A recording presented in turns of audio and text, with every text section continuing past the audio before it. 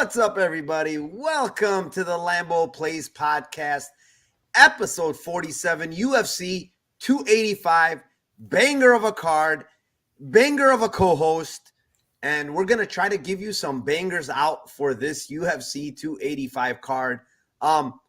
Before I introduce my co-host, I do want to always shout out my chat, one of the best chats out there.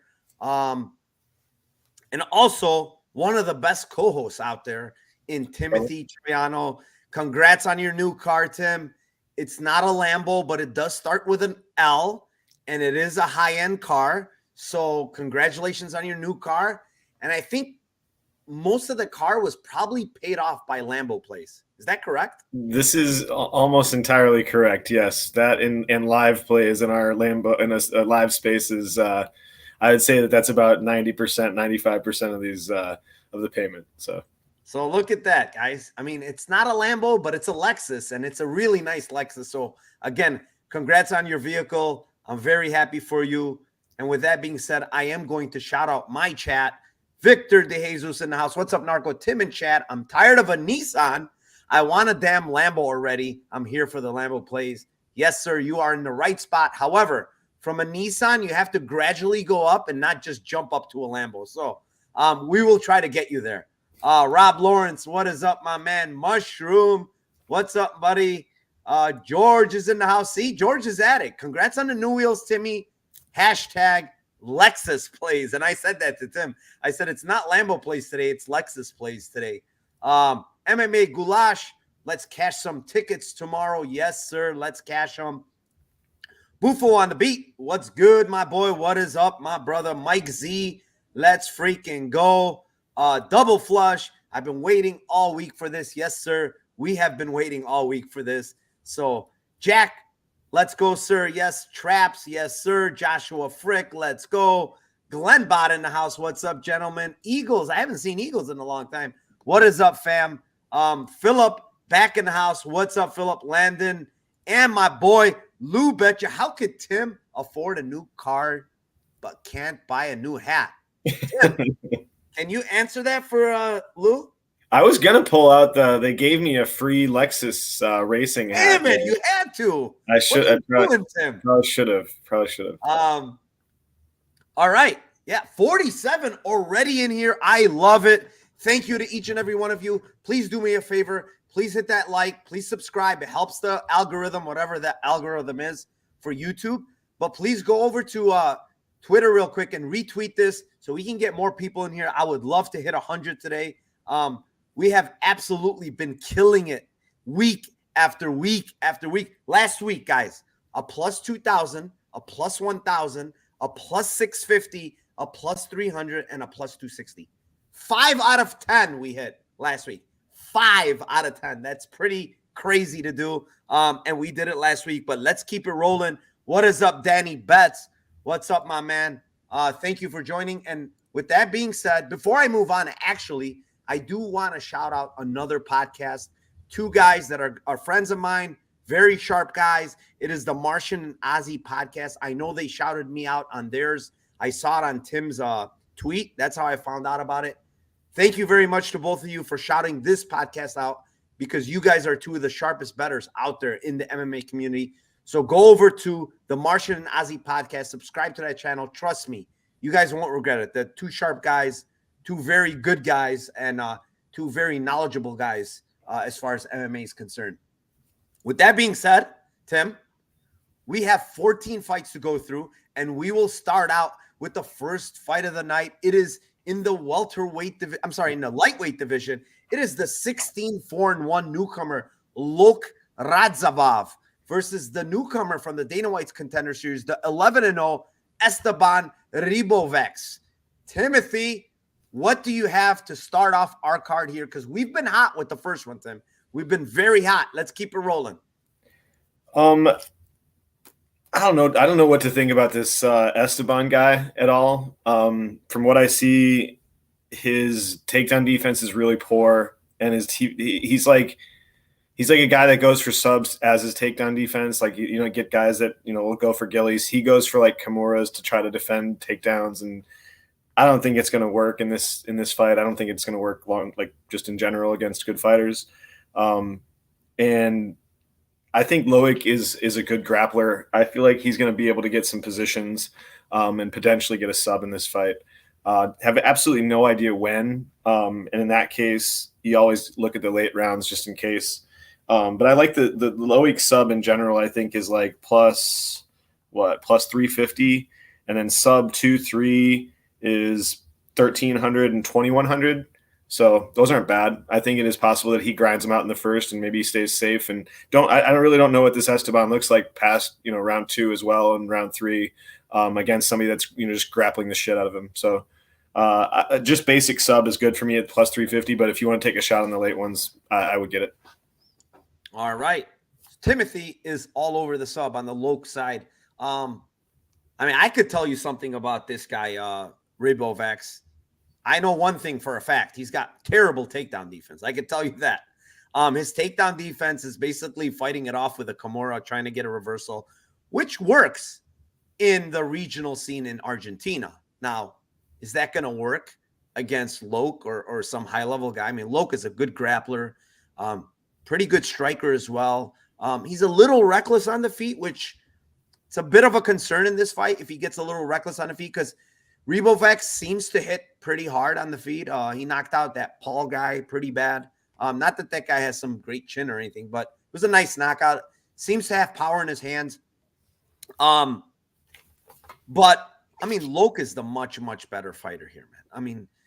Better everywhere in my opinion. He's better striking, better grappling, faced a much, much stiffer competition in the PFL.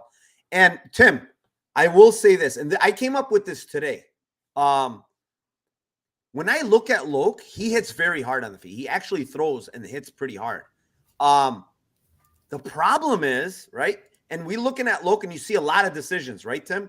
Manfio is very durable. Alex Martinez, very durable. Natan Schultz, very durable. Chris Wade, very durable. So Rashad Magomedov, very durable. A lot of these guys that he's not getting out of there are super durable guys. No joke. Like, these guys are super durable. What do we know about Ribovics? Nothing. Absolutely nothing. He could get fucking absolutely destroyed in the first round with one shot. I don't know. I don't know how good his chin is. And I think Radzhab hits pretty hard.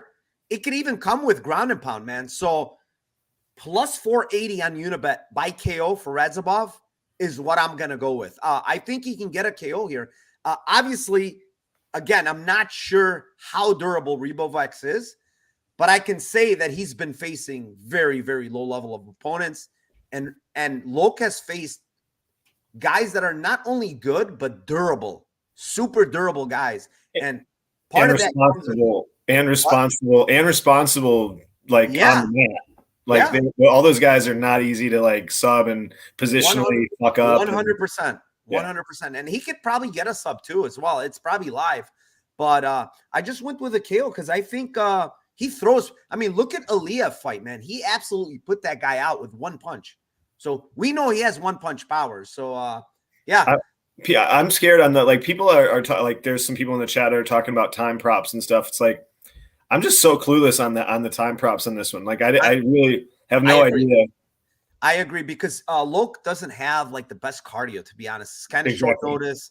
I know people are saying he's training because he was in tough, but we don't really know. Was he actually training? Was his fight later down the road? Like we don't know any of that. So I don't want to guess. I don't know what was going on, but he did fight a little over a month ago. So that's good. Gerardo, what is up, my man? Mark Schillenberg, what's good, fellas? Finally made it live. Thank you, Mark. Thank you for joining us, my friend. And Mark with the super sticker, $9.99 dono. Thank you very much, my friend. We really appreciate it. That will go towards this podcast. That's all I'm going to do it for. Thank you very much again. I appreciate it. Tajik is in the house. What is up, Tajik? Man, we got a lot of people in here already. Cole Stein, what is up? Lambo time, yes, sir. 63 of you in here already. Thank you very, very much.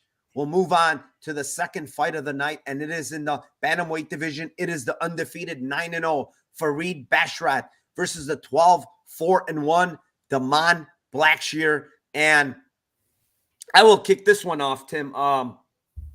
this one's a fight in which I have a small money line bet on Damon Blackshear. And the reasoning behind that is I do think Blackshear can win round 1 at a decent clip, which in turn will give me a chance to bet Basharat live. Because if you ask me who I think wins this fight, I think it's Basharat. I think he's the cleaner striker. I think he has pretty good grappling. I think he is a little better in transitions, in my opinion, than Basharat.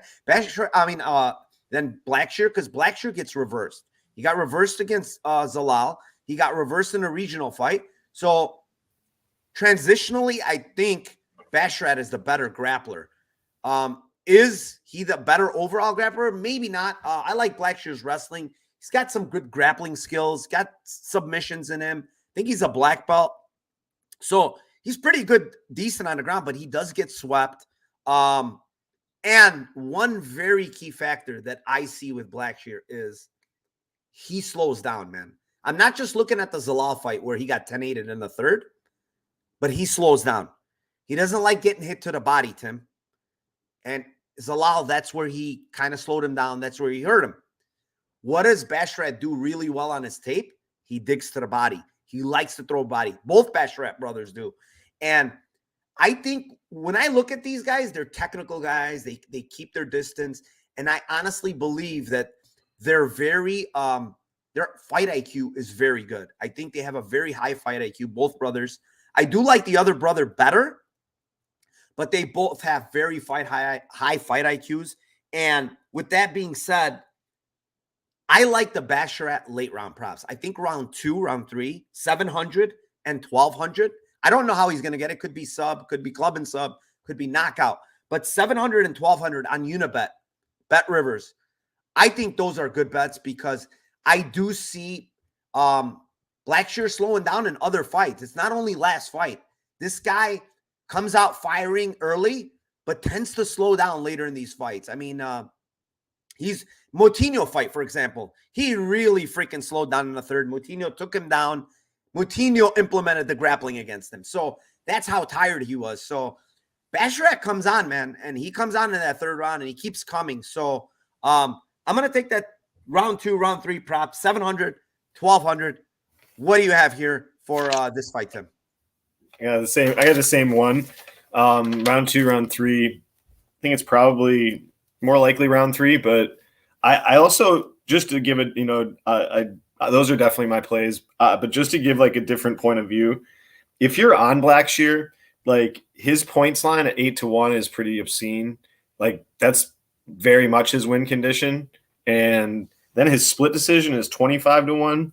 So that also legitimately is his win condition, in my opinion. Like just greasy ass grind fest, win some of the transitions, win like that. It's that we say it all the time in the show. Like just you can't give the guy that like this is his win condition. You're giving 25-1 on it. So I don't think that he wins. I think that there's a very good chance that he either gets outpointed and loses a decision where, like you're saying, he might win round 1 and then either clearly loses 2 and 3 or gets finished 2 or 3.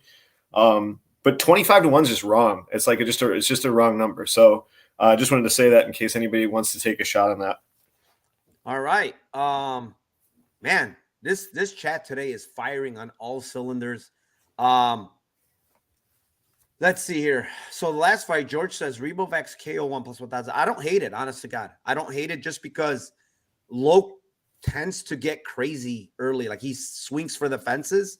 He could get countered. Like he's a bit wild on the feet. So MMA Popaholic, let's fucking go. I'm here. And a $9.99 dono from MMA Propaholic. Thank you very much, sir. I really, really appreciate it.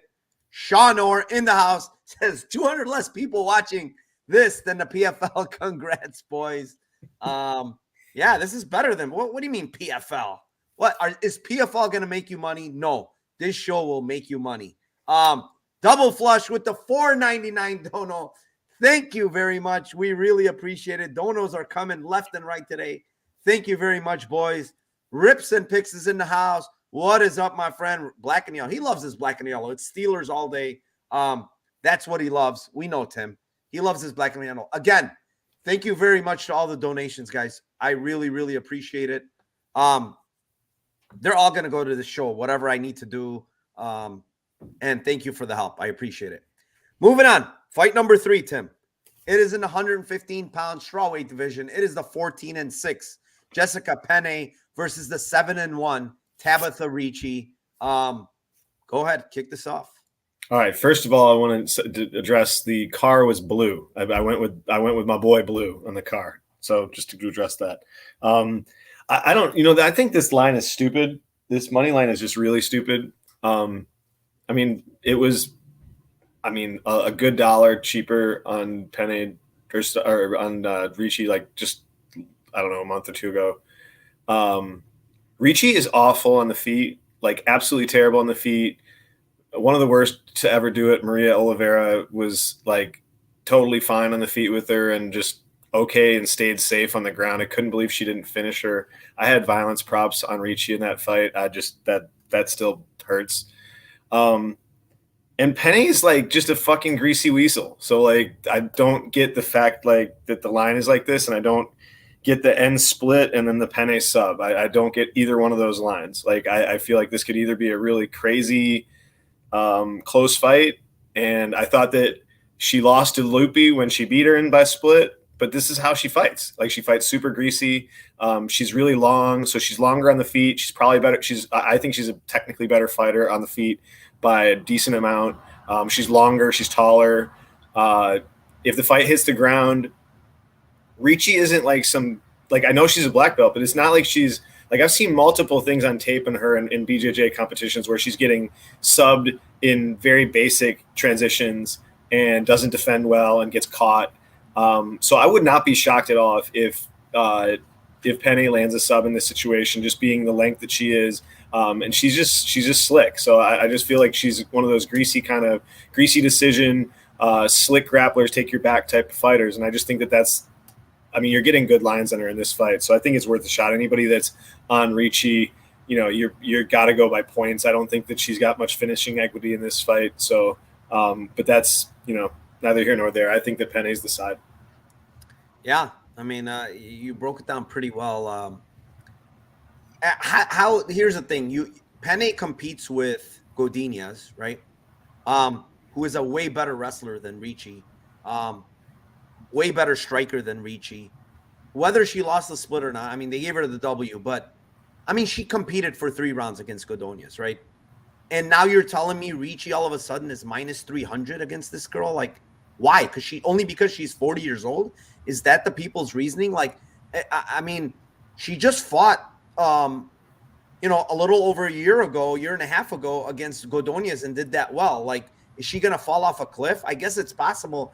But people are comparing her last opponent, Ducati, who's a completely different opponent, a striker, right? No grappling from Ducati. And she basically chopped her leg off in the first round, and Penne couldn't walk anymore. And that's how she won that fight, right? Striking. Does anybody in this chat think that Ricci's going to outstrike Penne, is going to do something like that to her? No freaking way, man. I will be shocked. Okay, first of all, she's got like a 5-inch reach advantage. She's the better striker, in my opinion. Ricci, honestly, does not look good on her feet at all. Second of all, like you mentioned, I don't even think Ricci's that good on the ground. Everybody says, oh, this high-level BJJ girl, she's a black belt. She couldn't finish Maria Oliveira, for Christ's sake. And guess what? I think I was one of the only people that said, I don't think she's going to finish Maria Oliveira, and she didn't. And it might have been a genius play. I might have looked like an idiot if she finished her, but I just don't like her on the ground. She doesn't look that good. I don't think her control is very good. I think Penne gets to stand up here if she gets taken down, or she can threaten submissions, or maybe even get a sweep on this girl. On the feet, I think she's much better. She's longer. She's the better striker. Penne by decision is plus 400. I like that. I mean, if you want to go a little greasier and go split decision on Penne, I don't know what that is. But Penne by decision on Unibet Bet Rivers is plus 400. By the way, if you have access to Unibet Bet Rivers and you can get an account there, make sure you get one. Because their props are better than FanDuel's. And FanDuel's is known to give us the best props. No. Unibet Bet Rivers has the best props. They're always off. So Penne decision plus 400. I have a money line bet on her at plus 235. I think it's good. But honestly, Penne decision plus 400 just feels off to me, man. Splits 14-1. There you go. I mean, you can add in. What I would do is play that decision prop for, let's say, 3/4 of a unit, or maybe whatever, or however much you want to split it up. But if I was playing a unit, I'd play 3/4 on her decision and 1/4 of a unit on her split decision. I think she can win a decision here, honestly. Might be close. It might not be close. I don't know, because I'm not very high on this Ricci girl at all. Bets prop. What's up, man? Thank you for joining. Eagle says I hit that plus 400. Let's go. I like it. Mushroom is saying, what was Tim's method for Penne? What was it, Tim? I think I think it can be an ends and split for either one of them, and I think that it could be a sub for Penne. I think if somebody's finishing by sub, I think it's Penne subbing Ricci a decent amount more than the other way around. I think so too. I think Penne, if Penne gets her back, dude, that's so likely, and that's what she did to Loopy. I mean, she caught Loopy on the takedown, and it's greasy shit, but she does it a lot. That's the thing. Like you can say it's luck. Legs. Yeah, so many people say it's luck, and it's like it's not fucking luck, dude. She just knows how to make these moves. I think, if I'm not mistaken, she's a black belt as well. Like she's not for sure. Yeah, I'm pretty sure a slouch on the ground. So, what is up, my brother Patrick? Addicted to Combat. What is up, my friend? Go to Patrick's YouTube channel, Addicted to Combat. Subscribe to him. Very good guy, sharp guy. I was on a show a couple of weeks ago. Great dude. Moving on. Fight number 4. It is in the bantamweight division. It is the 10-3 Mana Martinez versus the 7-0 Cameron Sayman. I think this is going to be a theme, but again, man, I don't think this line is right. I mean, I don't have a bet on Mana Martinez because I really don't like how he fights. He's low volume. He's herky-jerky. Like, I just don't like how he fights. But, for this Sayman guy to be minus 250 right now, it just doesn't feel right, man. This guy was losing to Steven Kozlov, a short notice BJJ guy that's beat absolute cans, right? Getting swept, getting mounted, you name it was happening in that fight. Getting his back taken. I mean, I know this guy's young. I know he can improve, Sayman, but even in his regional fights, Tim, this guy does not look good in his regional. He's going to decision against these 500 fighters. He's getting busted up against a guy in Ozustin fight where I don't even know what that guy is, 5-5 or something. It's just really dicey with this guy. Even on the feet, he's getting hit a lot. He's a striker first, and he grapples if you tend to initiate the grappling. So in this fight, Mana Martinez is kind of getting a guy that he wants, right? He's getting a guy that's going to strike with him and not grapple him, which is what he wants to do because Mana Martinez has a boxing background. He likes to strike. He has power in his hands. However, Mana Martinez does slow down again in his fights. I think, besides the fact that he pushed through in that Lawrence fight and he landed a spinning back fist and dropped Lawrence, in his last fight, he lost the 3rd round convincingly. Even after he hurt, what's the dude's name he fought? Let me see. Sorry, I'm drawing a blank. But Brandon Davis, even though he hurt and dropped Davis in the second, again, with a spinning back fist, he got dominated in that 3rd round. And he was tiring, man. And Sayman, the one thing I will give him is he keeps pushing forward. He has pretty good cardio. He has good, like finishing instincts when he has someone like almost done. So those things are pretty good. I like seeing. So one guy has good cardio. The other guy is kind of iffy in my opinion. Again, I'm going to go to the well. Sayman round 2, round 3, 700 and 1100. This guy's got a bunch of late round finishes. I do see this guy's slowing down, Mana Martinez. He also missed weight by 1 pound, which is a little concerning. He's at a boxing gym now. I mean, it's a good boxing gym in Houston, but I don't know what kind of like MMA training he's getting there. I don't know what looks he's getting in that gym. So That's another concern of mine with Mana Martinez. And then again, he missed weight. So it's a big concern there by 1 pound. But same in round 2, round 3. I don't mind. I would not touch Sayman money line at all. Because I honestly believe that Martinez can knock him out. Because Martinez has knocked out very durable guys, man. And he seems to punch very, very hard. So, Tim, what do you got for us here? That was long-winded. No, I like it. Yeah, I mean, the only thing I'd add that it was a really good breakdown. The only thing I would add is that wasn't he like a plus 300 dog in his Contender Series fight to Kim? He was a big dog. I know he was a dog. Sayman was a dog. I don't know if it was to Kim, right? It was the Asian guy. Then he finished him. He was a striking dude. That Josh Wayne Kim. He's like a karate guy. Yeah. Right, but he was also losing that fight before he won it, as far as I remember. Right? Like I'm pretty sure. I believe he lost the first round. Yes. Okay.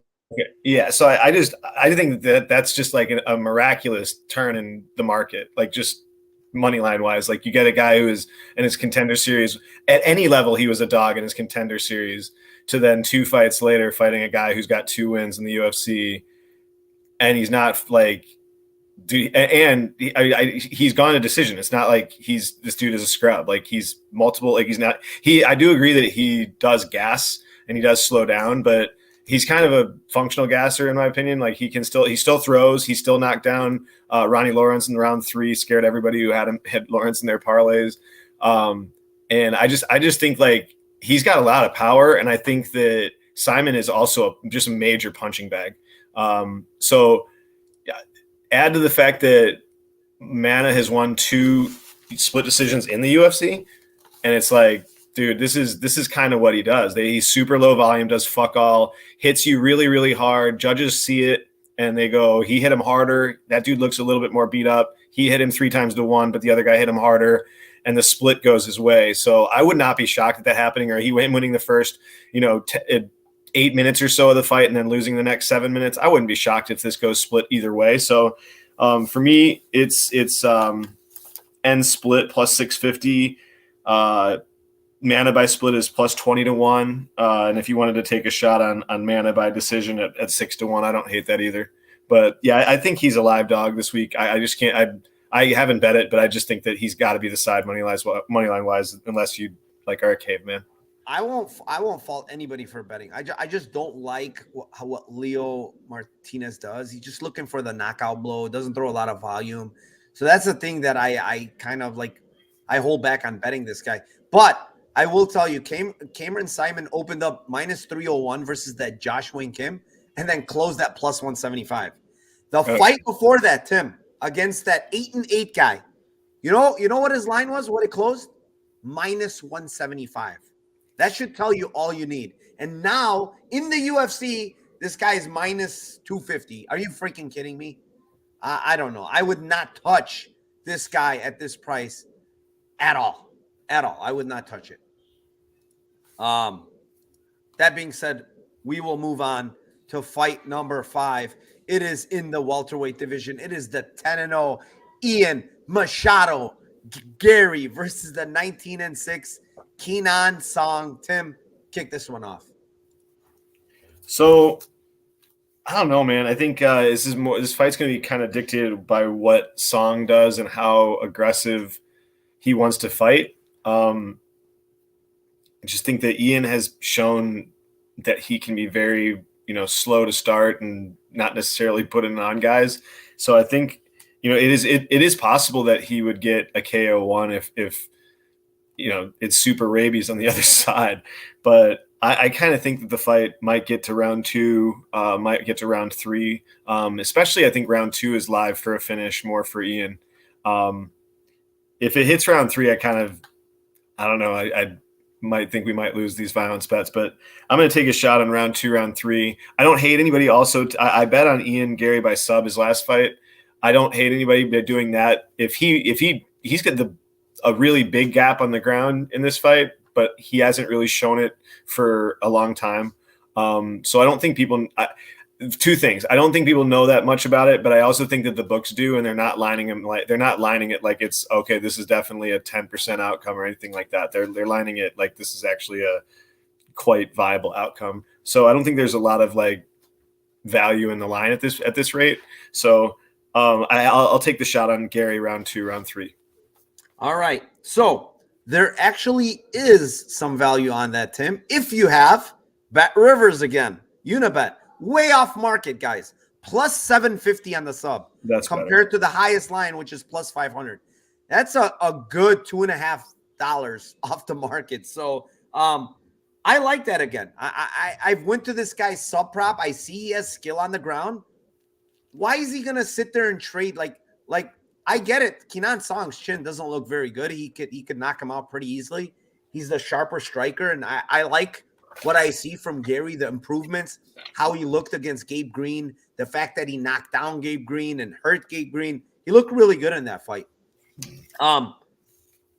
This guy's not durable, this Song guy. I think he can get knocked out. But if you take him down, Gary's going to have a huge advantage.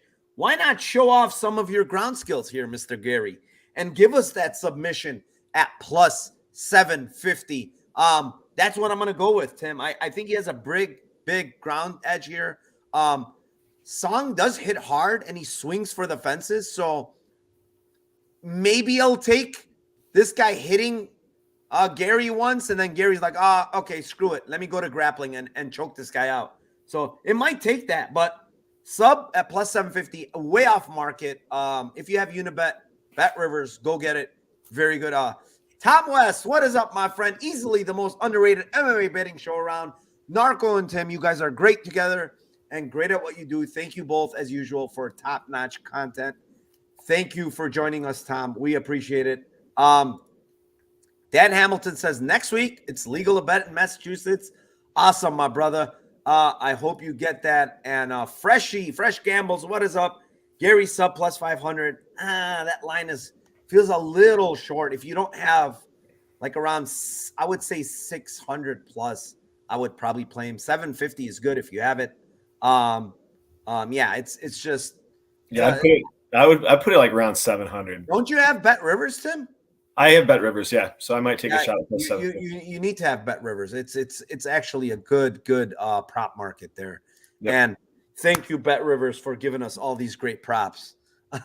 We really appreciate it. Moving on. Fight number 6.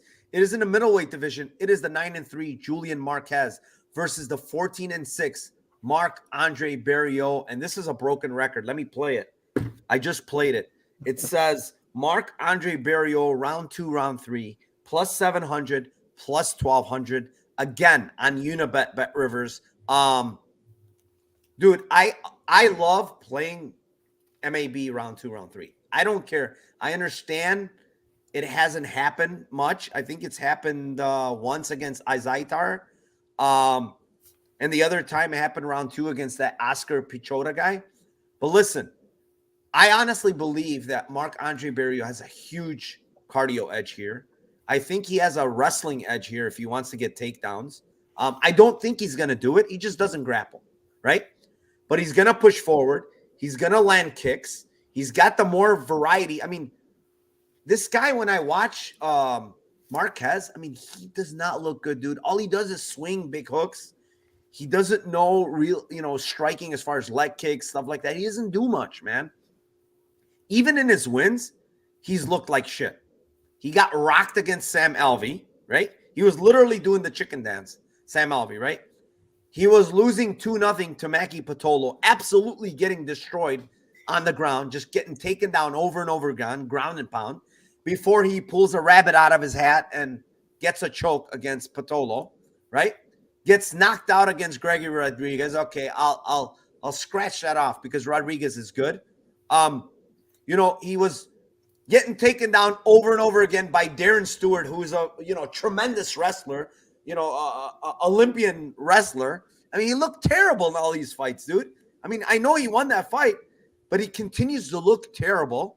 And if he doesn't look terrible and wins, he just gets destroyed and loses, right? I think Mab is going to put it on him. He's going to put the pressure on him. Mab is better in the clinch. He's dangerous with the elbows, good knees in the clinch. I think he's going to put the pressure, slow this guy down, and break him in the second and third round, dude. Give me Marc-Andre Barriault in the second and third round. And I also like the Marc-Andre Barriault money line at minus 150. What do you like here, Tim? Yeah, I agree with everything you said. I'm not going to add very much. I got MAB round 2, round 3. Only thing I'd add would be ends round 3 is plus 500, which I don't think is a bad shot either, because a lot of times the ass pulls, I know that he gasses, but he does pull major ass pulls. So I think that it could be, a greasy fucking just out of his ass subs attempt again that works, or something stupid, just some haymaker that lands again. And I don't think it's a very high outcome, but plus 500, you could, if you bet it very small in addition to your MAB round 2, round 3, you might hit 2 of your bets instead of just 1. But yeah, I think that's the way to go. I think the cardio edge is there. I think the volume edge. I think the durability edge is there too, minus the Chidi fight. I think he's done way more to show that he defends significantly better with his hands up. And he can take a shot as well. I think Marquez he's been dropped like at least 3 times in the UFC. So yeah, I think there's a bunch of reasons that you would like Barriault, but I'm scared shitless because everybody I know that's sharp is on him money line wise, and the line isn't moved. So I haven't touched it because I would have thought that the line would be moving significant way the other way, but it hasn't. So little worried about that. Honestly, I really don't care. I'm going to look at what I see on tape. For sure. I trust myself. I don't care where this line goes. I was dead wrong with Dontel Mays, and I'm never, ever going to bet a guy that's just a dumb fighter. And Dontel Mays fits that category of a dumb fighter. But Marc-Andre Barriault is not a dumb fighter. His losses, Tim, I mean, he got hit behind the ear. This guy has a very, very good chin. He got hit behind the ear against Chidi. He gets knocked out, right? Jung Young Park, Jotko Sanchez, all kind of grappled him, except Jotko, if I remember correctly. And Jotko was a split decision. He lost too. These other guys grappled him. Marquez is not grappling shit. He can't grapple shit.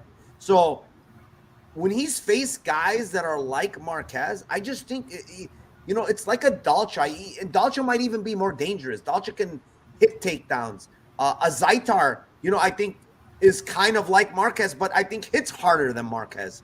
I just think it's a fight that, last fight against Anthony Hernandez, if you watch that fight and we were in live spaces, he grabbed his rib in the first round. He literally pulled the rib. I don't know what he did, but he looked like shit after that. He couldn't do anything, and he was hurting.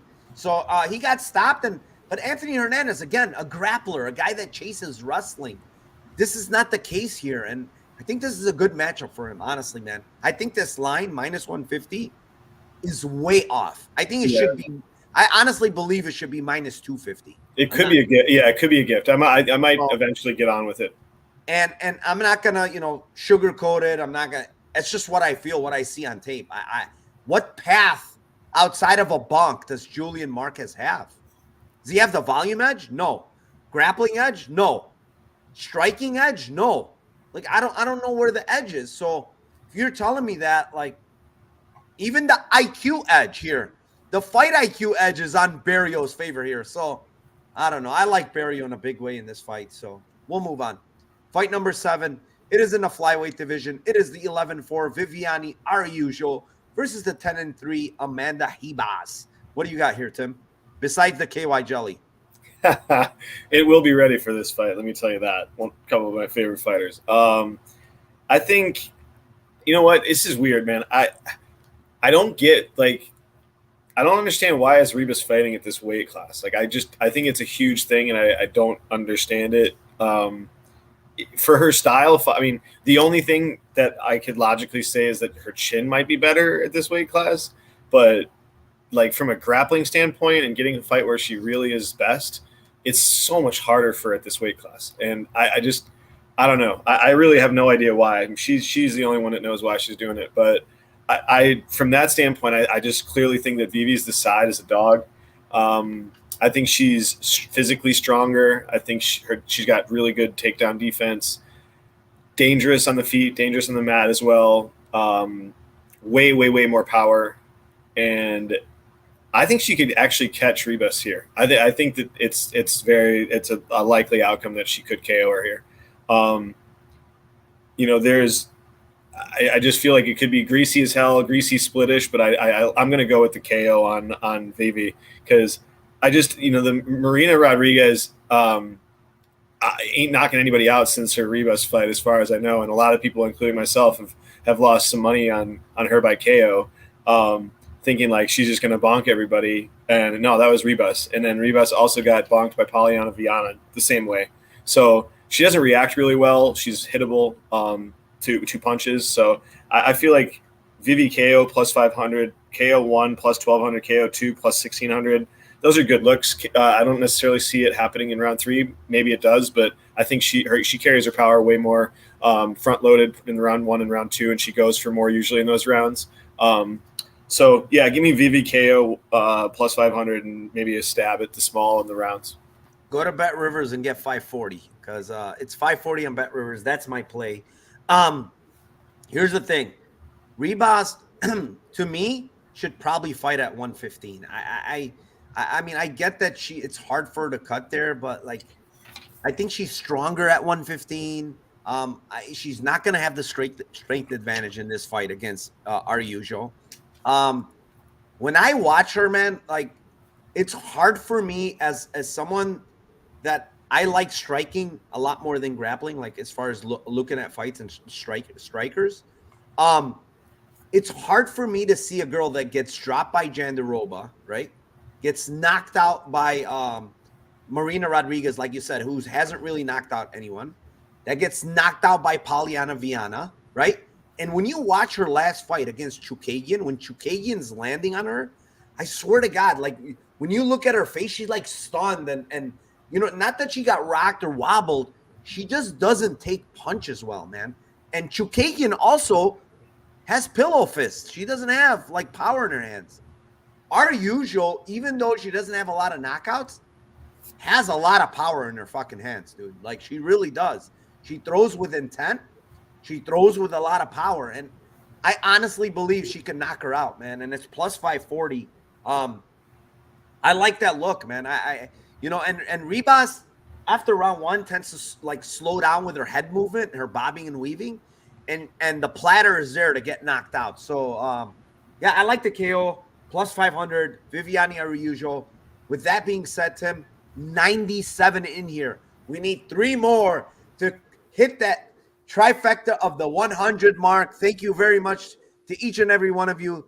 I should have at least 97 likes, right? At least. Maybe a couple of people don't like us in here. Maybe 95 likes. I'll take it. But please hit the like. Please subscribe to my channel. I really appreciate it.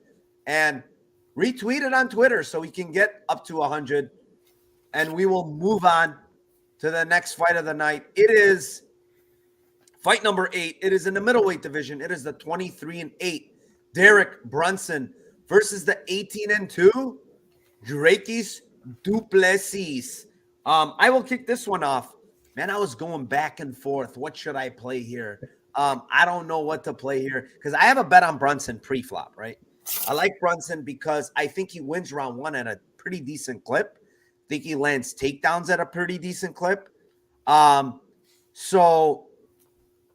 after that, it gets kind of hairy for me, right? How does it happen? Like, I know for a fact du Plessis can finish him in round 2, round 3.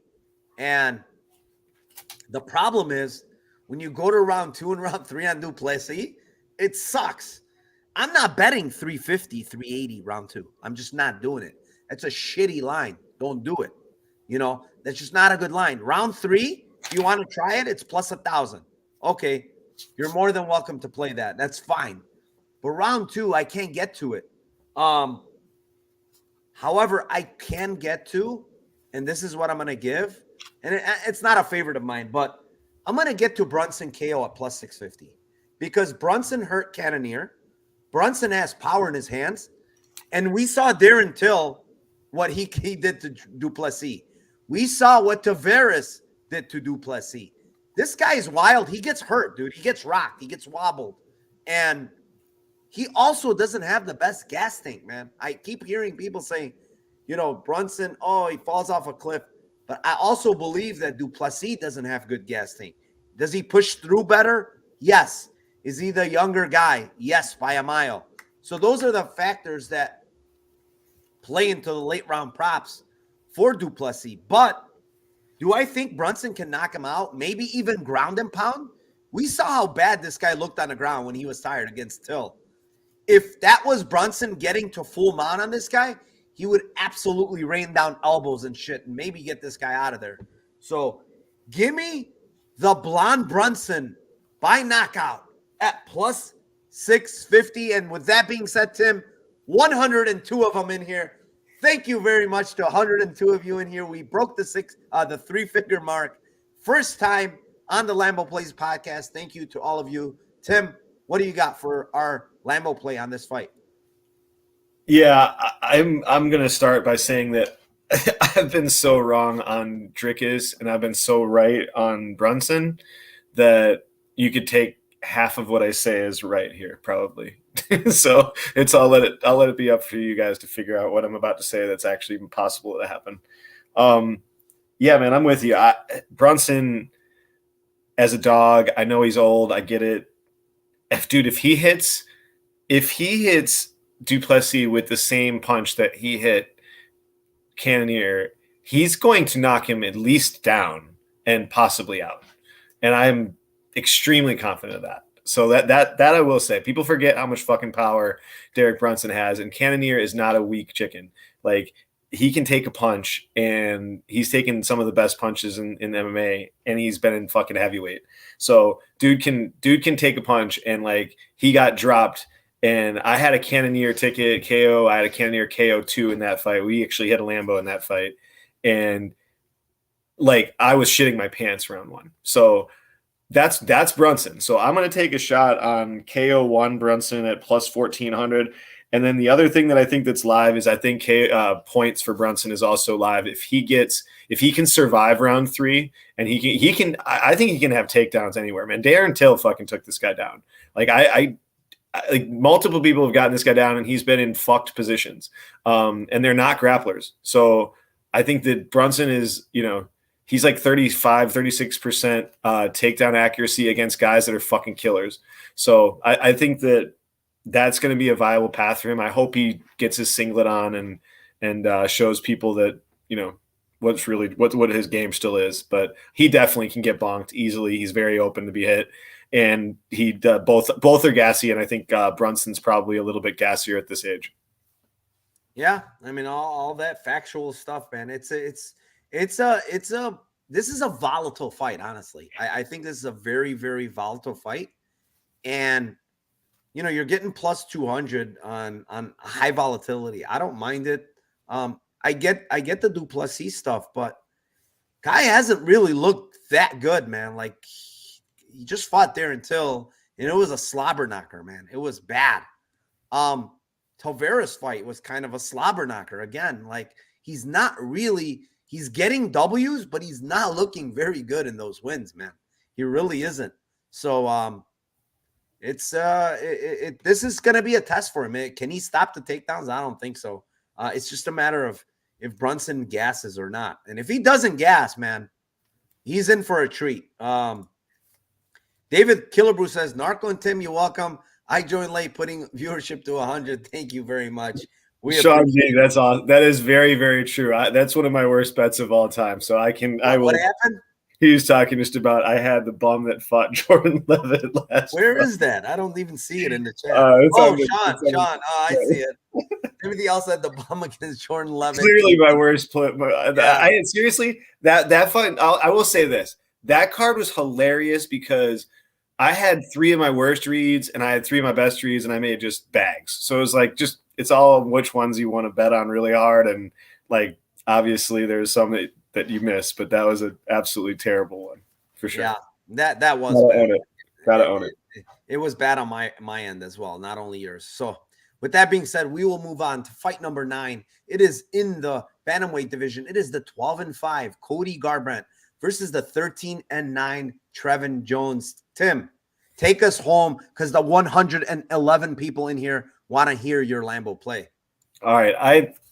I'm going to go a little bit weird on this one. I do think that Cody is just like obviously got one of the worst chins in MMA at this point. I don't care about what weight class he is or if he's doing exercises with his jaw and shit. Like, I just don't. I think that he can be hit at any point and knocked out at any point. Add the fact that Jones is pretty powerful, and it's like for sure. I get the takes this week of like, okay, Jones could knock him out for sure.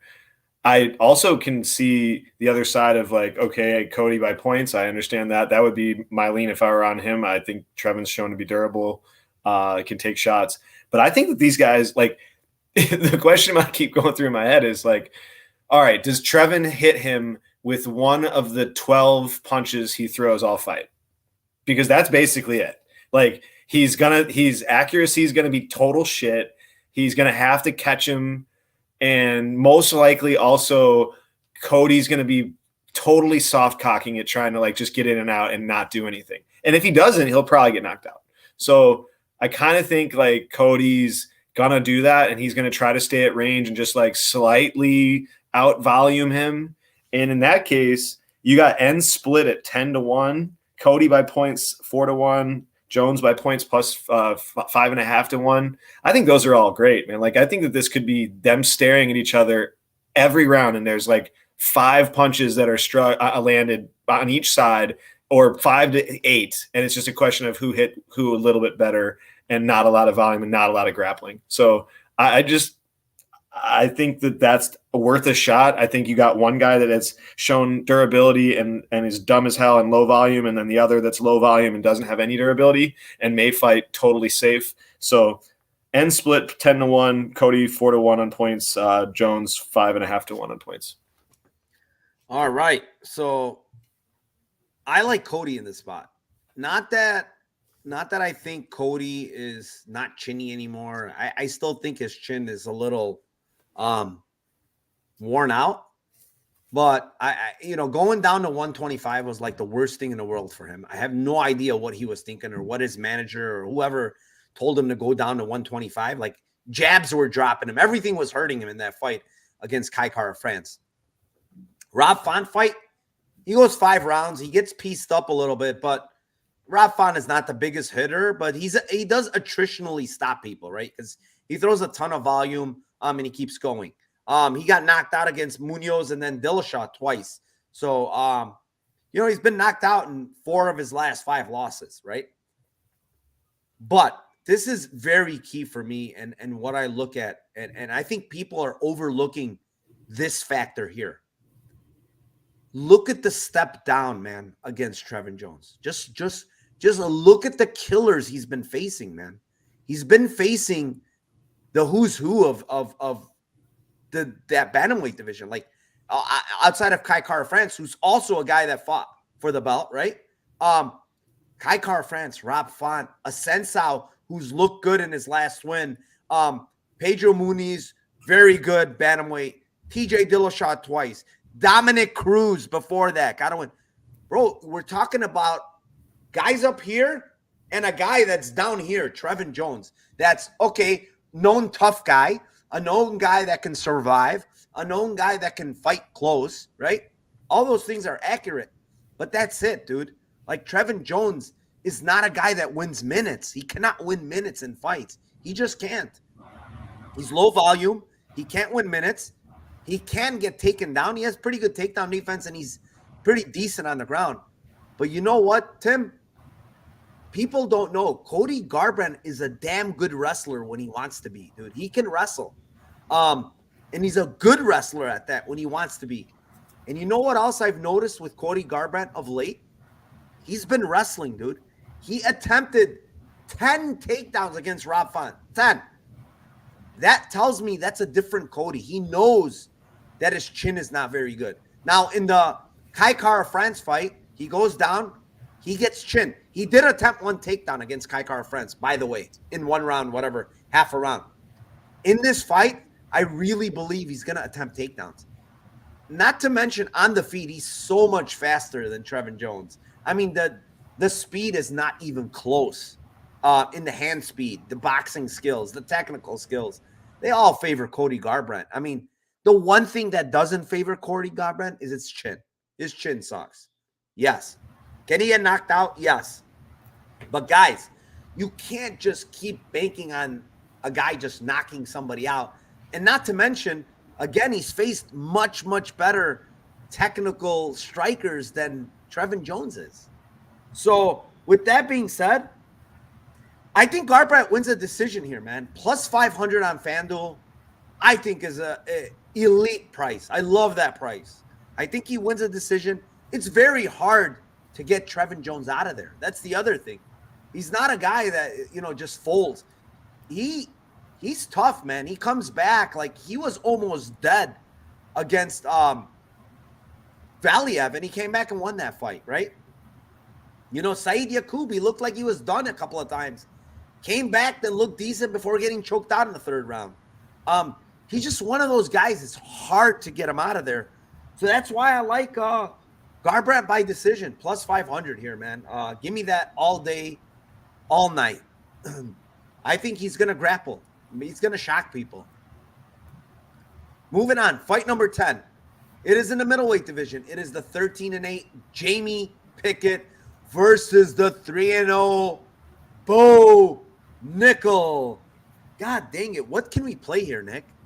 Tim? I got a couple.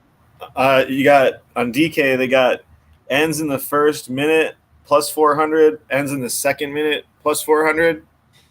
And I think that's all we can do today. I can't do it. Now here's the other one. KO1 on FanDuel is plus 330. And I think that he subs him. I'll say that I think that he subs him. But I do think that there is a chance that he positionally just beats the living shit out of him too, where he just holds him down and holds like I think he can handcuff him and then just positionally do it as well.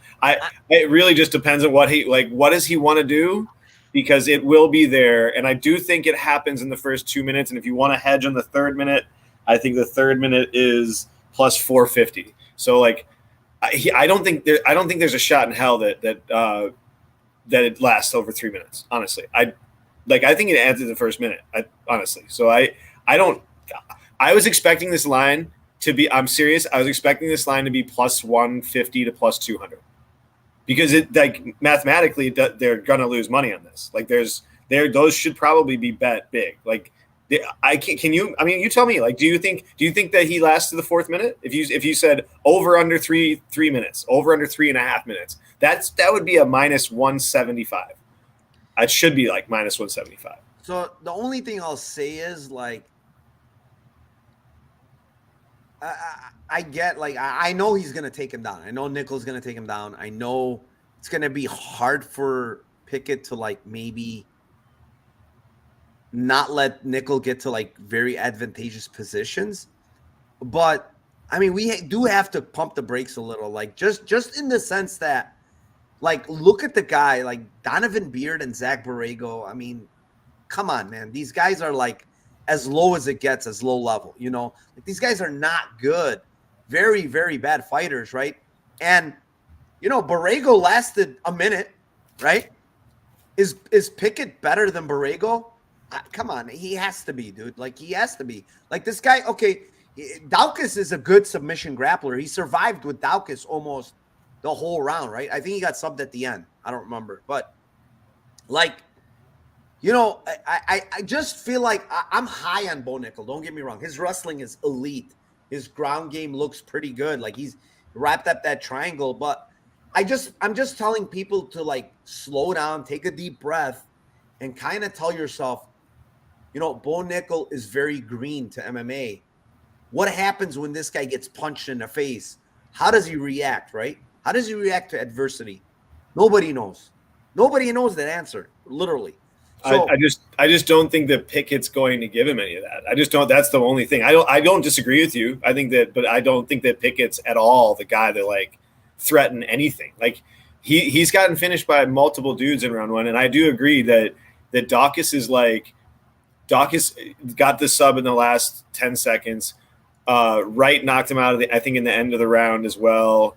My point is more with Dawkins is like, I bet Dawkins sub and I bet Dawkins sub round one. And I was like, dude, all it's going to take is one takedown. That's all I think it took. And then if you look at it,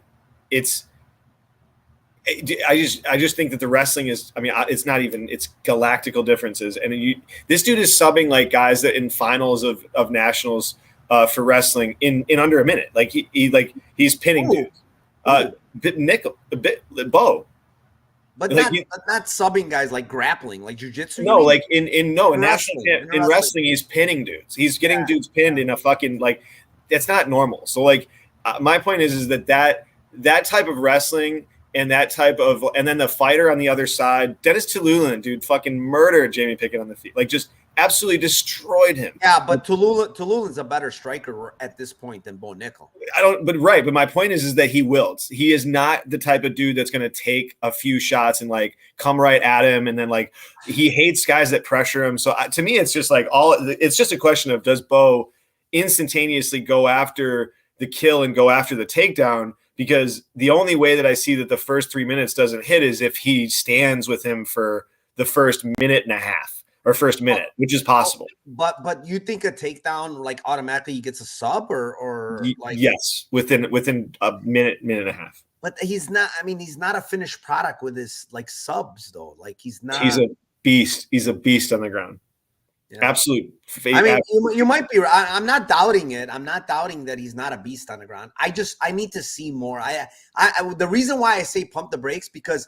You're betting lines, honestly, people are betting these crazy fucking prop lines that, I'm telling you right now, if you bet minus 265s in the round one, in the long run, you're going to lose your ass. I promise you in MMA. If you bet that line. But if you hit it at minus 170, that's not a bad line. I wouldn't bet it personally. No, I don't disagree with you, but it's the same thing. Like it's the same thing as where the sub line was at when it was at minus 110 and minus 120. No, the sub line. Those are just you're betting. You don't want to bet a minus number on the sub or on a prop. I'll tell you what I took. But I'll tell you what I took. I took round 2 KO. I took round 2 KO at plus 1700, just because there's one guy that's brand new to the UFC. This is going to be his first fight. In a big, I understand this guy's been to national championship. I understand all that, but this is a different world, man. And this is UFC 285, all the bright lights. I know this guy's a star. I'm not debating that. He is definitely a star and definitely really good on the ground. But cardio dumps are real. People getting nervous are real. Getting punched in the face is real. How about if Jamie Pickett survives to the second round and Bo puts it on him in the second and finishes him. I'd rather have a plus 1700 ticket on round 2 KO than these crazy sub one props that I just can't touch. It could happen. Listen, guys, if you're betting it, props to you. I can't do it. I don't like laying that type of price on round one. I know it looks like a mismatch. It probably is a mismatch. But like, I still need to see more from this guy before I start laying these type of prices, man. It's crazy. He's a great fighter. He's a great wrestler. Don't get me wrong. But when it comes to fighting, we really don't know. There's been no resistance, none, zero. So we don't know. I mean, can anybody say what he's going to react when he gets blasted in the nose and he's bleeding all over the place? Does anybody know? I'm serious. Nobody knows. So that's the thing. Like, that's why I say pump the brakes. But his wrestling is obviously next level. His ground game, with ground and pound, probably is really good. And he's probably has heavy hands, to be honest, because most of these wrestlers have real heavy hands. So I'm gonna go with Nickal round 2 KO. It's plus 1700. Probably not gonna happen. But I can't come to play these round one props, man. They're insane. Moving on, fight number 11. It is in the lightweight division. It is the 21-2. Wait, did you give your play on that, Tim? Yeah, right. For sure. Yeah. First 2 minutes. It is the 21-2 Mateus Gamrot versus the 13-5 Jalen Turner. I will kick this one off. I like Gamrot here. I like Gamrot. I did not like what I saw from Jalen Turner in his only fight where he gets grappled, right? In his Frevola fight. He gets grappled in that fight, gets taken down. Dude, the way he's getting up, he's getting like giving Frevola a lot of chances to sub him. And Frevola attempted a couple, if I remember correctly. Let me look back I don't want to fuck up. He attempted 2 submissions on him. There was one that was pretty deep, but now we're talking about Gamrot. We're talking about levels in wrestling and BJJ. Frevola's on level 1 and Gamrot is on level 5. So these are 4 levels up from what Frevola does. I think Gamrot is successful in takedowns. Maybe not very early when this guy's fresh, but when you watch the Frevola fight, as the fight goes on, the takedowns come easier. The fact that he's laying on the ground comes easier. There's not much resistance at that point. So with that being said, I do like the Gamrot submission, but give me sub round 2, round 3, Tim. Plus 1,200, plus 2,100.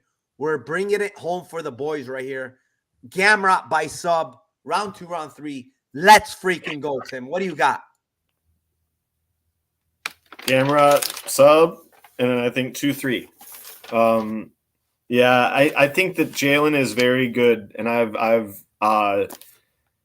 really like his fighting style. There's a bunch of fighters in this card where I'm just like, dude, I made a lot of money in this guy. I like betting on this guy. The other fight where he got grappled was the Jamie Malarkey fight. And that's just not that good. I mean, like, I understand Frevola, but I think that like Malarkey, as slow as Malarkey is, I did not expect as easy the takedown to come as easily as it did in that fight. And that's kind of, and I also had in that fight, I had Turner inside a distance, and I think I had KO2 or KO2, KO3 or something like that. And I thought that it could be like that he's going to be able to piece him up eventually. I thought that Malarkey was durable and da. I did not think that Malarkey would be able to I thought he would try to get the grappling working against him, but I didn't think he would be that successful. So rewatching that and seeing like kind of how easily that takedown came about and how slow Malarkey is and unathletic he is compared to Turner. And that's like pretty much everybody's, thought process here in Turner and betting Turner is like, he's way bigger. He's super athletic. He's got all the size and the measurables, which is fucking totally understandable.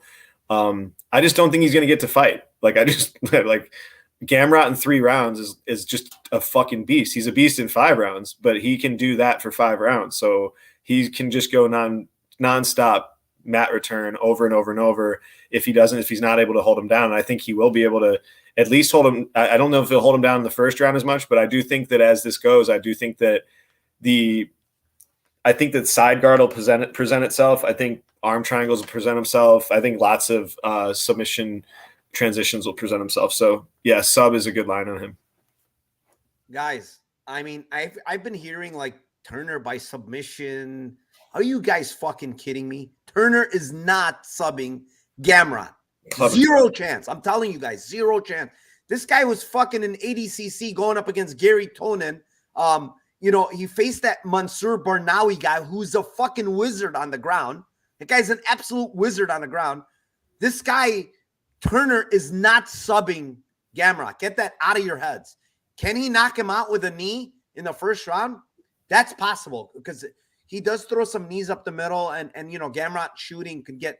Dude, Gamrot is relentless with his takedowns. Relentless. And Turner just doesn't have very good takedown defense, man. He just doesn't. And he's not Beneil Dariush. He's not Arman Sarukian. He's not these guys, dude. He's going to get taken down here. I know Sean, by the way, wasn't 6 years ago against Frevola. I think it was either 3 or 4 years ago. At most 4 years ago. And then like Tim mentioned, he got taken down against, but Sean, the other thing you need to understand is these guys are nowhere near the grappling of Gamrot. Not even close. Who has Turner beaten? That's a good grappler? Name me one. He lost to Frevola. Name me one good grappler that he's beaten. Radal, Malarkey, Medic, Frivola was 2019. Yeah, 2019, which is 4 years ago. Like I said, not 6. And dude, Turner is gonna get destroyed here in the grappling. I'm telling you guys, he's gonna get subbed. I'm almost certain he's gonna get subbed in this fight. The problem is that the problem is always this, like, and this is one of the hardest things to do as a bettor and as a person, just like having biases that we do, right? Like, I'm looking at Jalen Turner's record and I'm going, cashed on Riddell by sub, cashed on Malarkey by KO, cashed on Medic by sub, cashed on rounds on these fights. Like, these are, so he's a fucking cash cow. I love the dude. Like, I genuinely love the guy. But this, like, for me, this is not the spot. Like, I don't even care that it's short notice. It doesn't matter to me. Like, this is the exact kind of fighter that Frivola times 10. Like, this is just, it's not, and then you add Frivola times 10 wrestling and then and then the BJJ to finish positions that Frivola had. And I'm not saying that it's guaranteed that, like, that okay, all fights go like that the way that we think. No, I'm not saying that. But, you know, in my opinion, I think he's KO or bust in this fight. I think that if you're on Turner, there's somebody who's asking what's the hedge on Turner. Like, I think it's KO or bust. I think that there's been fights where Gamrot has been dropped, and I think that I think it's going to be hard for him to win a decision and win minutes and not be on the ground so often in this fight. Maybe he catches him with a knee, maybe he catches him with something flashy. And then the submission to me is only by club and sub. I don't sense it anywhere from a grappling perspective. I want to say something about Gamrot can't hold anybody down. Okay. I know everybody's been saying this, right? Gamrot can't hold anybody down. I watch a lot of tape. I watch regional tape too, right? And Gamrot holds a lot of people down in regional tape. Now, you're talking about Benny Dariush, Sarukian, Diego Ferreira, freaking Scotty Holtzman, Guram. All these guys are crazy anti-grapplers, man. Like, why are people jumping on this? He can't hold anybody down. These guys are crazy good grapplers themselves that he's facing. Turner's none of these guys. Zero of these guys. When you watch Turner, and here's another thing, Sean, that you have to be very careful with. I'm not so much looking at the control aspect. I'm looking at the transitions when Turner is trying to get up. He makes a lot of mistakes when he's trying to get up. He's given up his back. He's given up these bad positions that Gamrot is going to sink in a sub against him when he does that. That's just my opinion, what I saw on tape. I honestly saw it over and over again. So, Jalen Turner backers, if I was playing Turner and I liked him, I would take a KO, the early KO lines. If you like Turner, take him KO 1. I think that's where he wins. But outside of that, man, I think he's going to get grapple fucked really, really bad in this fight, man. Really, really bad. So that's just what I seen. And when you want to talk about Gamrot's control, go watch him in the regional scenes against crazy good Russian grapplers and tell me this guy doesn't have good control. It's just that he's been facing crazy good scramblers. Sarukian, Dariush, Diego Ferreira, these guys, you can't hold them down. Who was that crazy good wrestler that fought Ferreira? I can't even remember his name. Gregor Gillespie. Could he hold? Dude, he was dying. He was dying getting in the round. I mean, it's impossible to hold these guys down. It really is. Oh my God, Sean is gonna nitpick. Okay, all right, Sean, I'm terrible, man. I don't know what I'm doing. That's fine. You're right. You win. You win, buddy. I'm just trying to tell you what I see on tape. If you don't want to take it and you just want to look at what you want to look at, whatever, man. You do you. I will do me. I've been doing really well. I'll tell you that. Yeah, I mean, the thing again with Levitt is just like I didn't expect Martinez to be a fucking schoolgirl in a clinch on a headlock. That was the worst performance of it. I mean, like that was beyond the worst. So credit to anybody that was Sean knew. Sean V knew he was going to land a knee for a knockout. Great. The KO prop was the way to go. Yeah, I love it all the way. KO prop, we fucked up here. I mean, again, how could we go with the opposite side here? This is like Wyman, just like the Wyman fight. Body slam, KO. We should have known. Anyways, let's move on here. Enough of that. I'm just telling you what I see in Gamrot's tape, man. I really believe he's going to land a sub here. Maybe I'm wrong. I could be wrong. You can't always be right, but I don't like how Jalen Turner gets up. It's just bad. And I think if you're doing it against the level of Gamrot's grappling, you're going to get submitted. So that's just what I see. Moving on, it's fight number 12. It is in the welterweight division.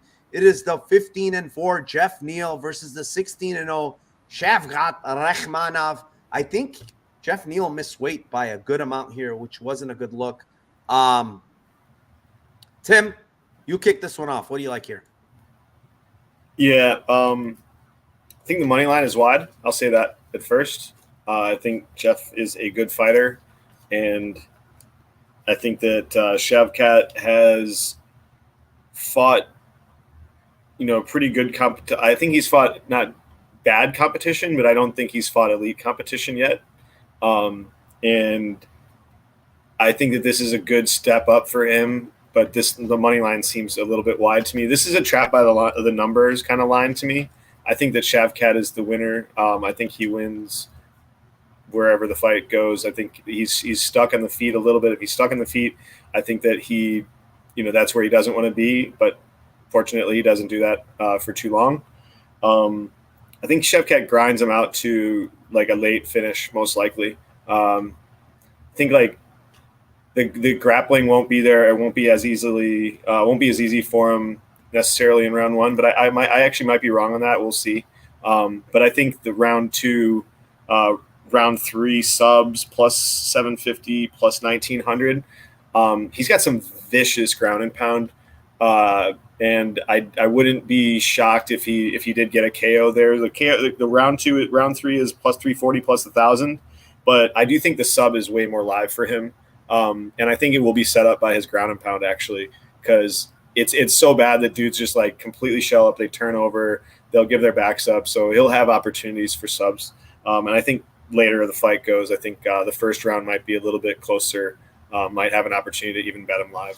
So, yeah, I mean, Rakhmonov, when you look at his career, Tim, he's got a ton of second round finishes. Like, I don't know why that is, but when you look at it, he's got 1, 2, 3, 4, 5, 6, 7 second round finishes. Like, almost half his finishes are in the second round. So, I think he's a very cerebral fighter. He has a high fight IQ. I do think that Jeff Neal might make the takedowns not come as easy early because, I mean, he's got pretty good takedown defense. He's got a nice 1-2 straight left up the middle. He tends to get like left hand happy. Have you seen him like when he pumps out the left hand like 4 or 5 times? Or against who was it where he just started uppercutting Luque? He started like throwing like 10 uppercuts in a row, left uppercuts. He tends to get happy with his left hand. Obviously, he's a southpaw, so he likes it. But Rakhmonov is just so good. He looks so much. Did you see the face-offs? He looks so much bigger than him, dude. Rakhmonov looked huge at face-offs. And this is a guy that missed weight in Jeff Neal. So some people were mentioning, like, Neal's a professional. He's always there. He's always working hard. And he missed weight here. So some people were like, oh, is something going on? Is he injured? Is he this? I don't know anything of that nature. Neal's usually a professional, so he usually makes weight, but who knows what went on? We don't know. I don't think it's going to matter, honestly. I think Shavkat is going to roll here. He's a huge prospect in my eyes. This guy's good everywhere. Very technical everywhere. I like sub 2. I'm going to go submission 2. I think Neal slows down, by the way, in a lot of his fights, especially in fights if he's going to get grappled. So give me Rakhmonov sub 2. It's plus 800. If you like, always sprinkle the 3 too, because we usually do that here. And you don't want to be left out in the dark when this guy finishes in round 3. So sub 2 for me, plus 800. Tim likes the sub 3. What's the sub 3? No, I said sub 2 and sub 3. I thought that those What is the sub 3? Sub 3 is plus 1900. Yeah. I mean, that's I think he finishes him later. That's how I feel. But Neal could be doing the whole Gane, keep the weight on for this wrestling. I'm going to have to do. No haters in here. No haters. I don't mind. I like Sean V. It's just a little debate. He sees something. I see something else. Not a big thing. I mean, I'm just telling him what I see. He says we're sleeping in on Turner big time, looking at old tapes. I'm not. Honestly, I'm not. I mean, we don't have a lot of like new tape, like a shot, you know, he subs, what's his name? Brad Riddell right away. Like we don't really have much to look at recently. So I see it. We'll see. It's going to be a good fight. I like Turner. I don't get me wrong. I really like Turner. I just think this is a bad matchup for him. Moving on. We're going to move on to the co-main event of the night, Tim. It is for the flyweight title. It is the 23-3 Valentina Shevchenko versus the 15-3 Alexa Grasso. Man, this is one, dude, that I was like, I really don't know what's going to happen in this fight. I from the terms of, like, I don't think Shevchenko is going to finish this girl. I don't think she's going to finish her. I do think that she can dominate in the grappling. I mean, she's a true 125-pounder by the real means. I mean, this girl's fought at 35. At no point in her career could she be fighting at 15. And Grasso has fought at 15, right? She recently moved up to 25. I think she's going to be at a distinct strength advantage here. And that's the issue I see for Grasso here. Is she good in the striking? Yeah, I like her hands. I think she really looks good in the striking realm. Girl mixes up her combinations really well. She's got pretty good footwork. I like what I see from her in general. Like, and when she gets taken down, Tim, she gets right back up, or she sweeps. She throws a lot of submissions, which I like seeing. You know, this girl throws up a lot of submissions when she's getting taken down against good girls down there, not like slouches. You know, in her fight against Aurusol, she threw up submissions. Fight against Barber, she threw up submissions. She subbed Joanne Calderwood. She threw up submissions against Esparza.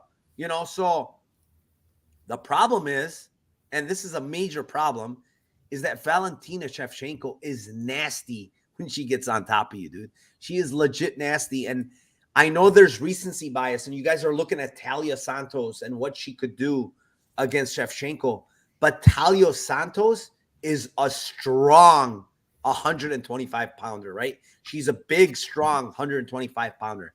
Alexa Grasso is not that. Like, she's just isn't. And I think she's going to have a hard time getting Shevchenko off of her when she gets on the ground. So with that being said, I kind of feel like, Grasso's going to survive to a decision. The problem is the decision prop is shitty. It's plus 190 on the Shevchenko side. So I really don't want to give that. With that being said, I'm going to give a late round prop on Shevchenko. I'm going to go with Shevchenko round 4, round 5. It's plus 2,200 round 5, plus 1,400 in that region round 4.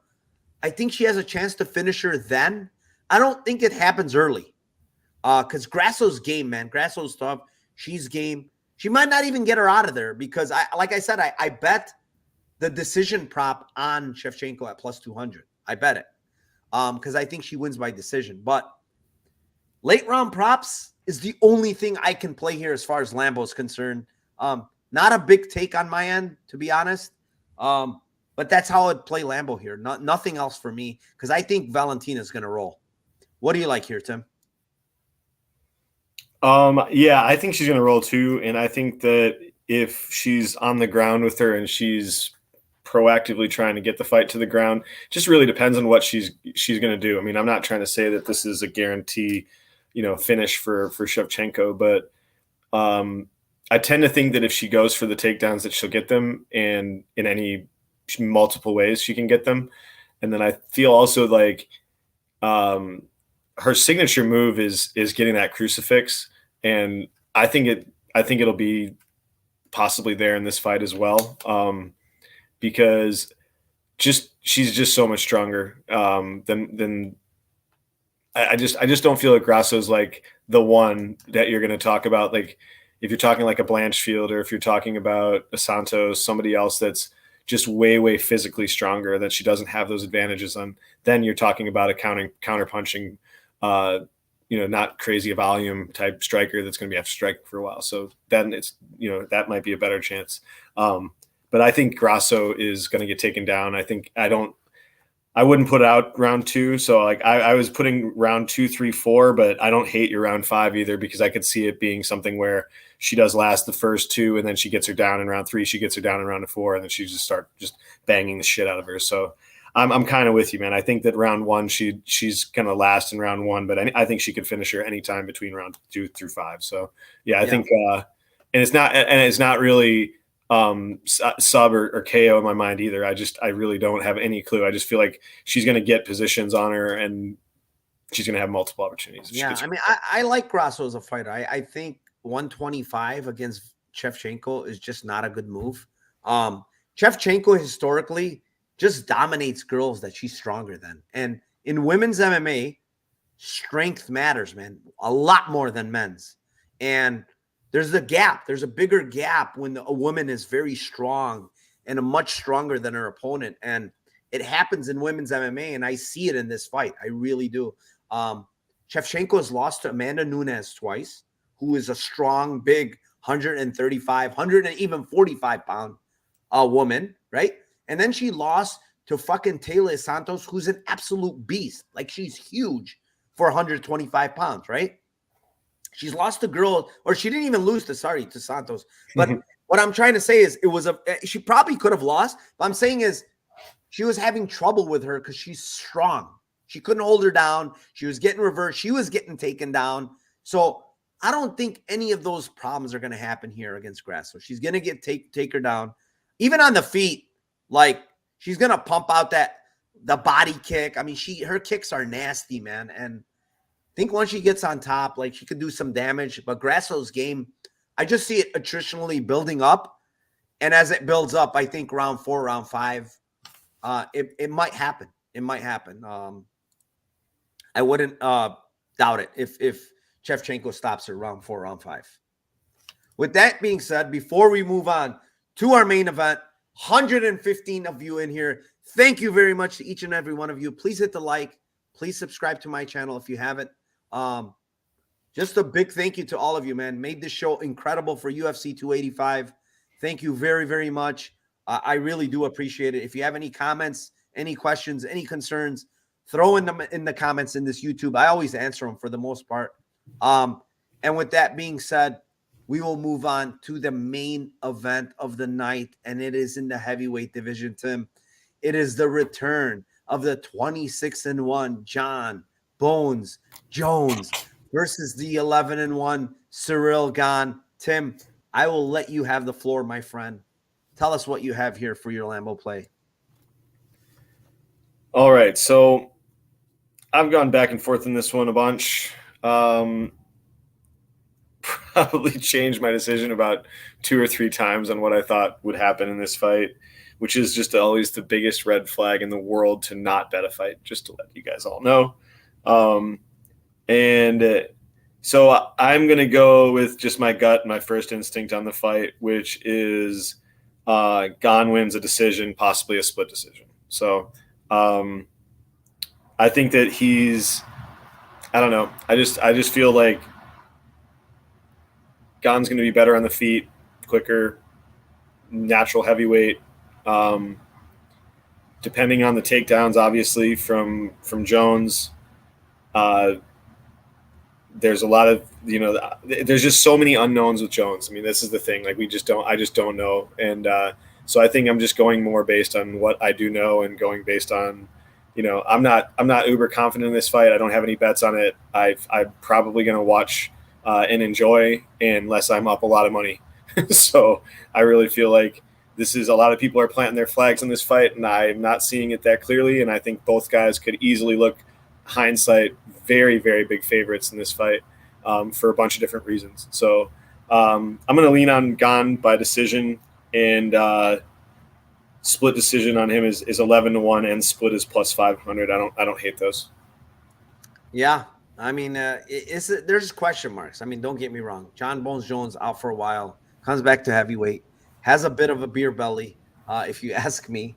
They say he put on a lot of good weight, and I guess his upper body kind of has a little bit more muscle, but it kind of sucks to see him like that. I don't think the weight is distributed very well. Like, his stomach kind of looks like it's a little bit, I don't know. There's looks a little bit fat in that stomach. But at the end of the day, he is the GOAT.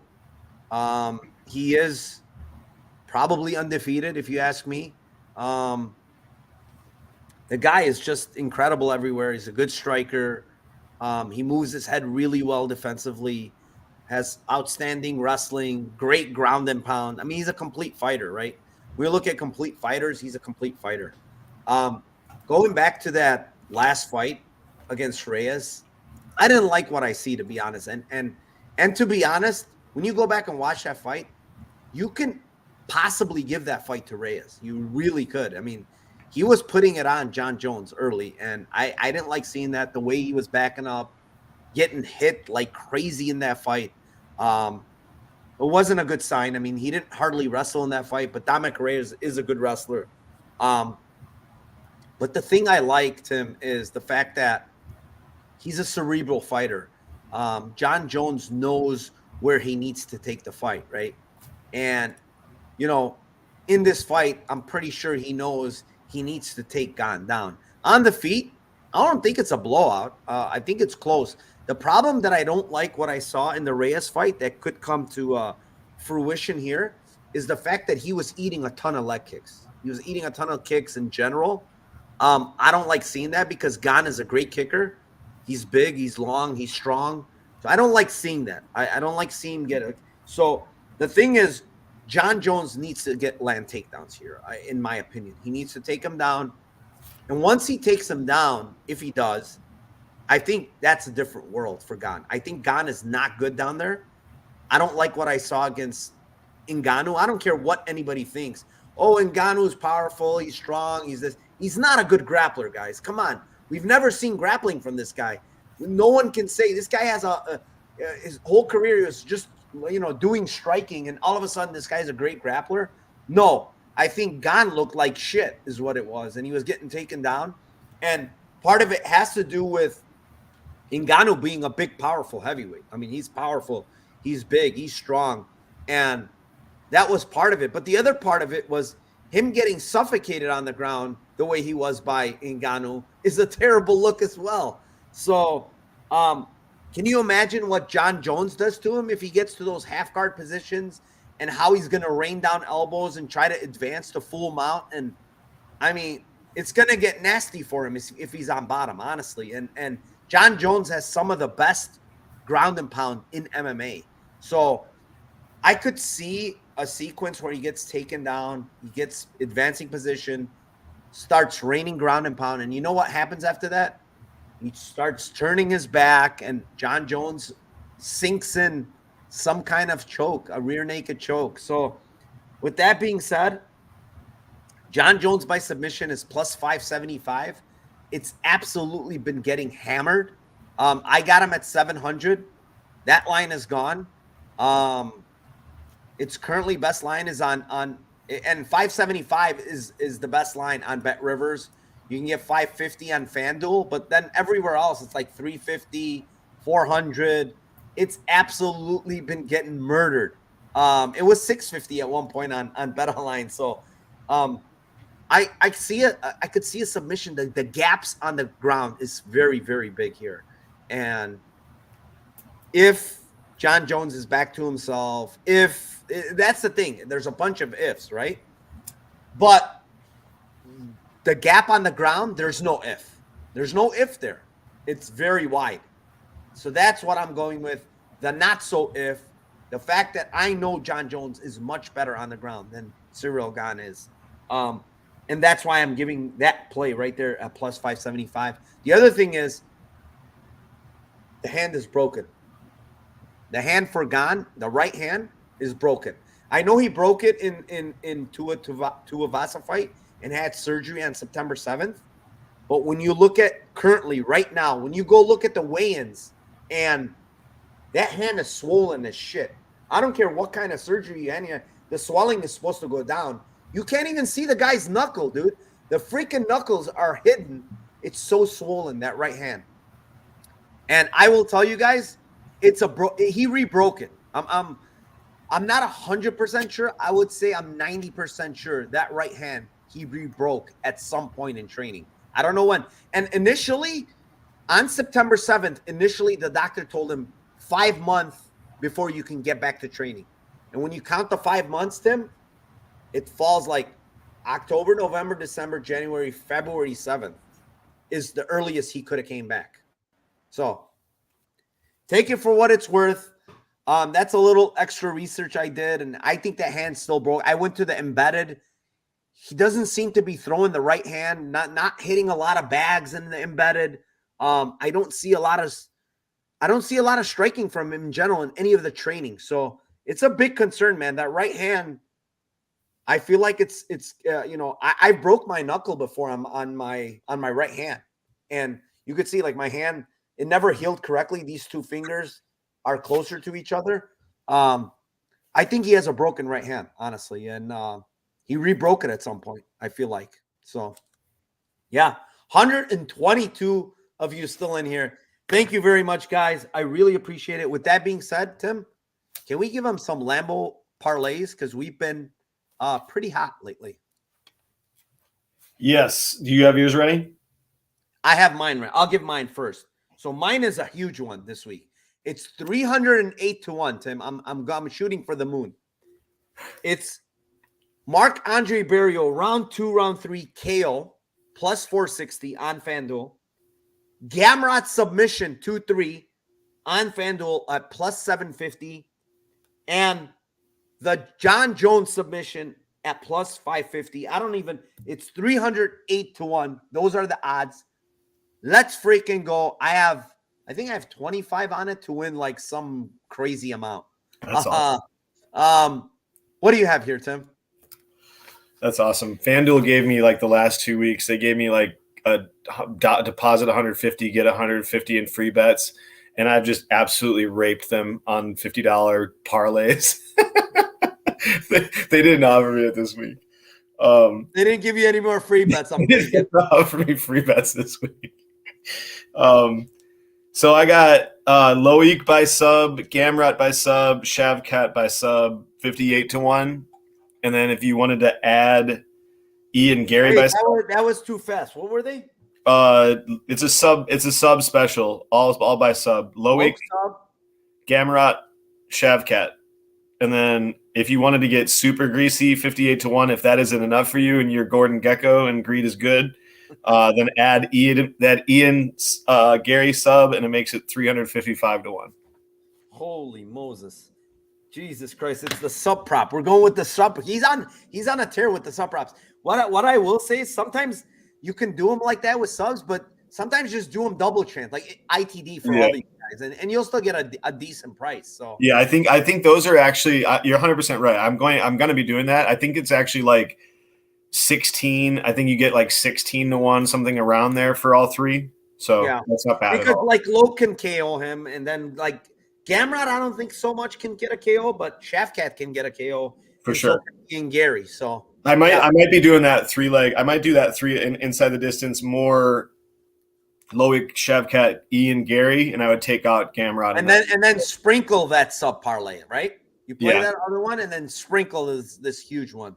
But yeah, let's do it, Tim. Let's freaking kill him again. I hope we do well this week. UFC 285 for all 120 people that are still in here. Thank you very, very much, guys. On the way out, please do me a favor, hit the like, subscribe, and also one other thing that I never even mentioned, but please hit that notification button on there and let it notify you when we go live here for the Lambo Plays podcast. I do have to start pumping out more content. This sucks that I only do this Lambo Plays podcast, but it is very popular. We do have 120 of you in here. Thank you very, very much to each and every one of you. And with that being said, guys, you know what I always say, let's cash those